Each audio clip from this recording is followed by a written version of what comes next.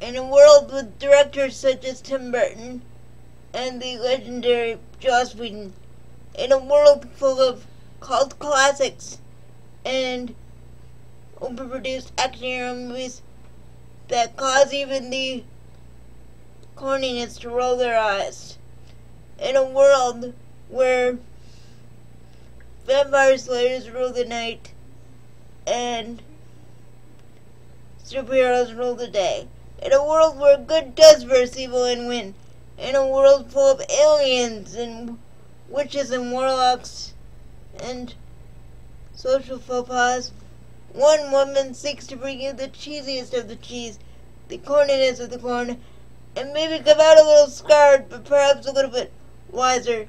Ladies and gentlemen, that woman is standing in front of you, and would like, if she may, to bring you on this weird and wonderful journey with her. My name is Victoria Levesque, and I am the pop culture princess. Okay. So, basically, after that big spiel, you're probably wondering what the hell is this? As I said, the goal of this channel is to delve into what people consider nerdy or geeky and analyze it and how it impacts our culture at large, or just why people find it so interesting. I will review current movies that seem to be popular, as well as past cult classics. So if you have any directors or stuff you want me to review, please tell me and I'll get it.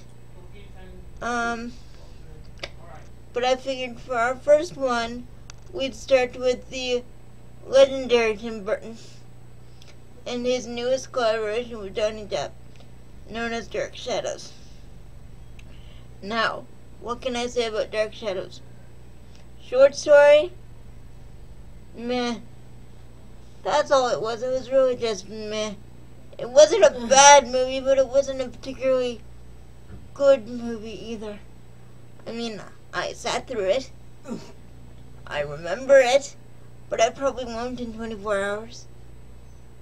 Does Terry what she saw it with me? It was so-so. It was so-so. That is right. That is the perfect explanation. And, I guess I will start with the positive just to get out of the way, because there was only one really redeeming quality of this film, and that was Johnny Depp. Now, Johnny Depp, it was like, he knows how to play a vampire. He did it really well, but it was almost like he was in a completely different movie than everybody else in this film, because everybody else in this film kinda sucked. Then right, Terry. Kinda sucked.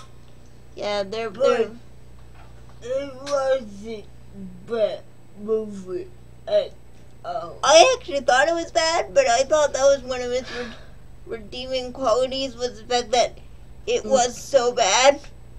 I don't even know how this got past people. Okay, and let's see. Well, where shall I start? It was advertised as a dark comedy.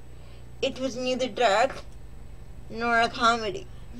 It's funny and pretty funny. Have a good laugh. Terry, did you seriously think it was funny? Yeah. I did not laugh once. I did not laugh once. Except, and it wasn't even really a laugh.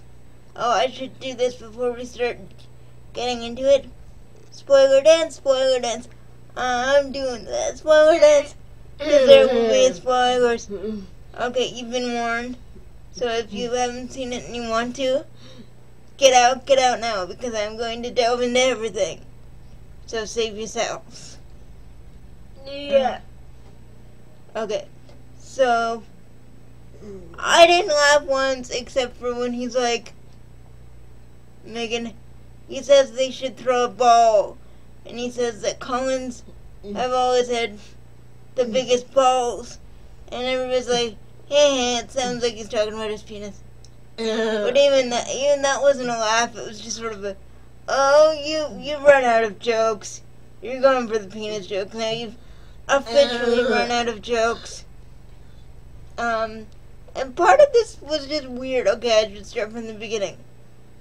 There's this guy named Burton+Depp.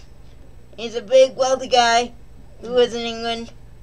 Now he's not in England anymore. And he came to America in the 1700s. And he came with his dad, and his dad was all very business proper, and they built a large fishing company, and they built a port around it, and it's now named after the family. So now they call it Collins Port. And yes, Collins, not Cullen, but the similarities are there. Now, before you all get weird, I know Dark Shadows was out before Twilight, but I thought that was cool. My beef with this is we're supposed to feel for the character. In the beginning, he loses his wife because, and this is where it goes wrong. This is where he becomes unlikable, and he continues to be unlikable. But it starts with he meets this girl, Josette, and they fall in love, and it's all very happy and they're engaged. Yay! And then we only see her for like 2 seconds. We know nothing about her except that he's in love with her, which I guess is nice. Yay!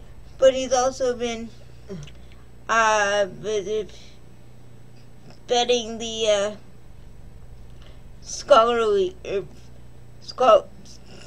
betting the servant. Scholarly mate. There you go.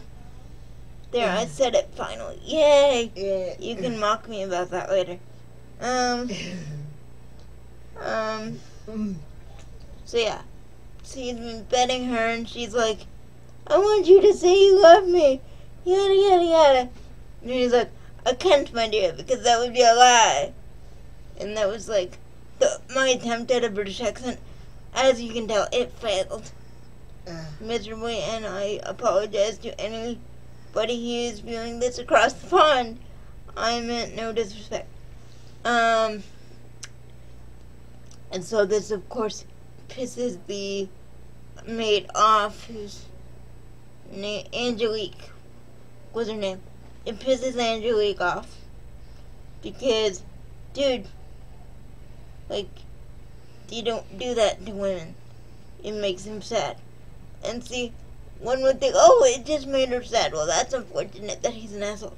But he slept with the wrong girl, man, because turns out Angelique is a witch. Oops. I guess they didn't, cover that when they were hiring people. That should be in their process.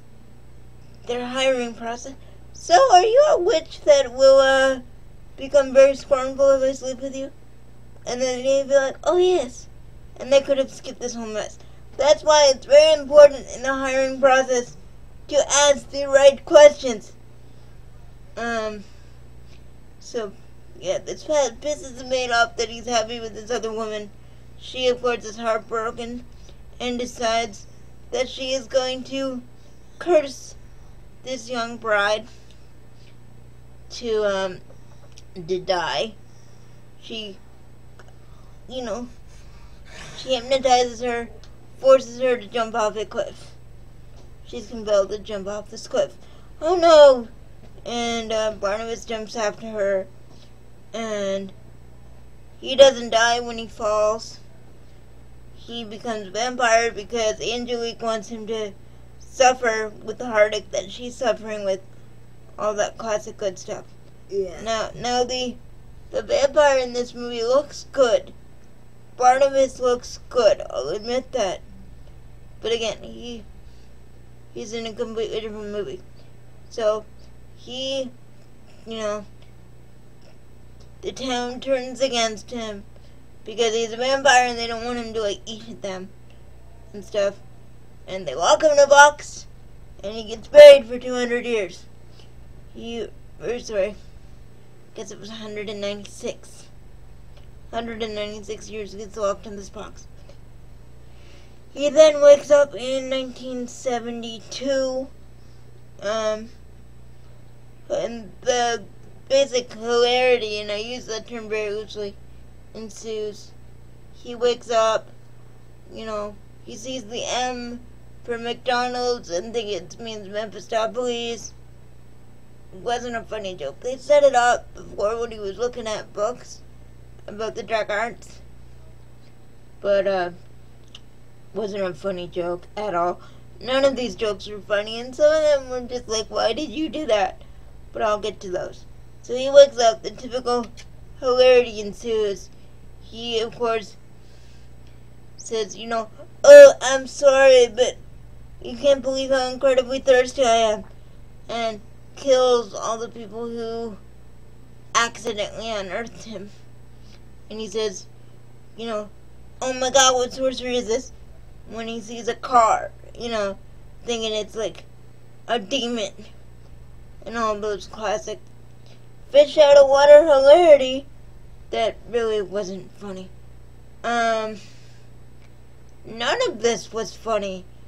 Then we have, he goes back home to his house to find that the family's in shambles. All their, fortune has been dwindled away and spent.